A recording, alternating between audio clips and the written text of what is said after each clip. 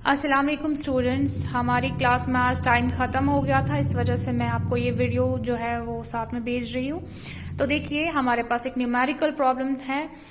तो यहाँ पे देखिए, एक आदमी है जो एक मास मतलब कोई भी ऑब्जेक्ट जिसका मास 2 kg है उसको वो ऊपर की ओर जो है ठीक है फेंक रहा है। फॉर एग्जाम्पल हम इस केस में ले लेते हैं, हमारे पास ये डस्टर है और हम मान लेते हैं इसका जो मास है that is equal to 2 kg। तो ये मेरे पास यहाँ पे ये मास था, ठीक है। तो उसके बाद क्या किया उसने, इसको ऊपर की ओर फेंक दिया। ठीक, जब उसे ऊपर की ओर फेंकेगा इसको, इस मास को, तो ये तो नॉर्मल सी चीज है कि उसमें उसको क्या वो जल्दी से क्या करेगा, वेलोसिटी गेन करेगा। तो इस केस में जो वेलोसिटी वो गेन कर रहा है that is equal to 20 metre per second. ठीक, अब उसके बाद क्या है, अगर ऐसा है उसका मास 2 kg है, ऊपर फेंकने से उसकी वेलोसिटी 20 मीटर पर सेकेंड हो गई, तो हमें बताना है कि पोटेंशियल एनर्जी जो है उस मास की वो 1 सेकेंड के बाद कितनी होगी। ठीक है, क्या बताना है हमें, पोटेंशियल एनर्जी उस ऑब्जेक्ट की कितनी होगी 1 सेकेंड के बाद। ठीक, इस केस में हमें वही से गिवन है, इसमें आप एक्सेलरेशन ड्यू टू ग्रेविटी जो है उसका जब वैल्यू लेंगे that will be what, that will be 10 metre per second square. ठीक, सबसे पहले इसका मतलब है हमें वहां से क्या देके है, हमें वहां से देके है वेलोसिटी कितनी है, हमें वहां से एक्सेलरेशन देके है और हमें क्या देके है, हमें देके है मास कितना है। तो इसका मतलब है सबसे पहले हम लोगों को क्या कैलकुलेट करना पड़ेगा, सबसे पहले अगर हमें पोटेंशियल एनर्जी इसमें निकालनी है तो हमारे पास पोटेंशियल एनर्जी में मास वहीं से गिवन है। ठीक, एक्सेलरेशन ड्यू टू ग्रेविटी का भी वैल्यू देके है, लेकिन जो h है मतलब कि डिस्टेंस जो है वो हमें देके नहीं है। So it means first of all what we have to calculate, we have to calculate the value of distance और displacement covered in this case. ठीक है, सो अगर आपको याद हो तो यहाँ पे हमारे पास जो गिवन वैल्यूज है, तो उस सूरत में हम लोग इस वाली इक्वेशन का इस्तेमाल कर सकते हैं, that is s is equal to ut plus half at square.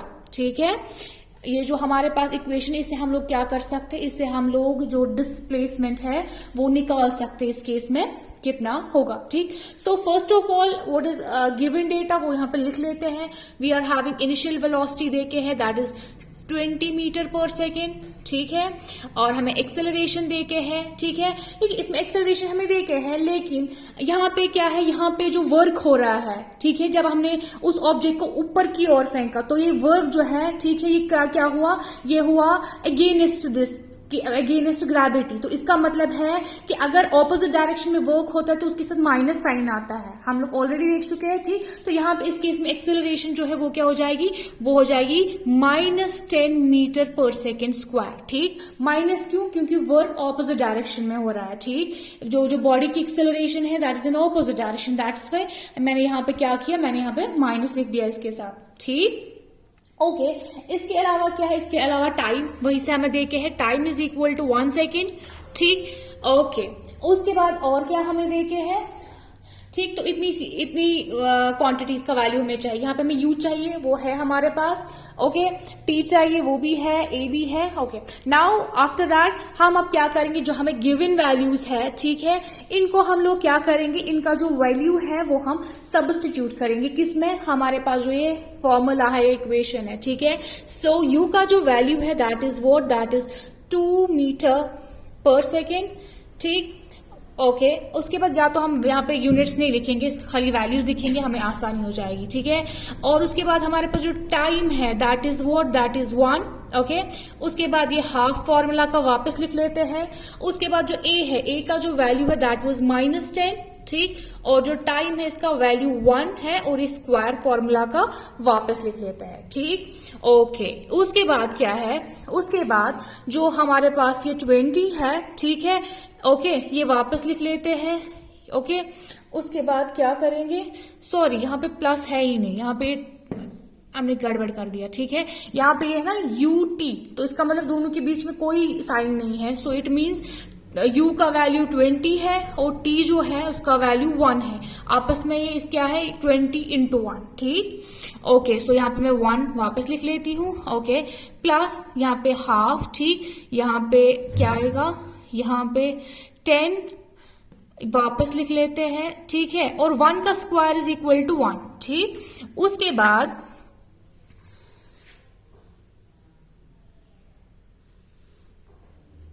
उसके बाद क्या है 21 आर 20, ठीक है।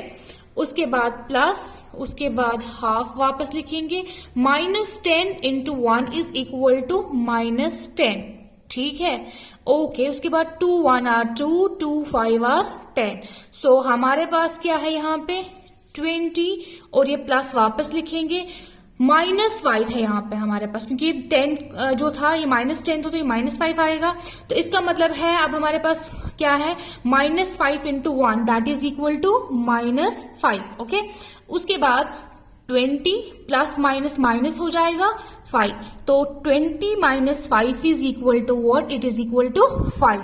अब डिस्टेंस है तो 15 मीटर हो जाएगा, ठीक है। ओके, इतनी बात समझ में आ गई। तो यहां से हम लोगों ने एस कैलकुलेट किया। एस का जो वैल्यू है वो कितना आया हमारे पास, वो आया 15 मीटर, ओके। नाउ उसके बाद हमें जो निकालना है वो क्या है, वो है potential energy. Now we know potential energy जो है that is equal to m into g into h, fine. So math is already given, ठीक है। मैथ हमारे पास दे के है ऊपर, ठीक है। कितना है 2 kg, तो यहाँ पे हम 2 kg डाल देंगे, ओके।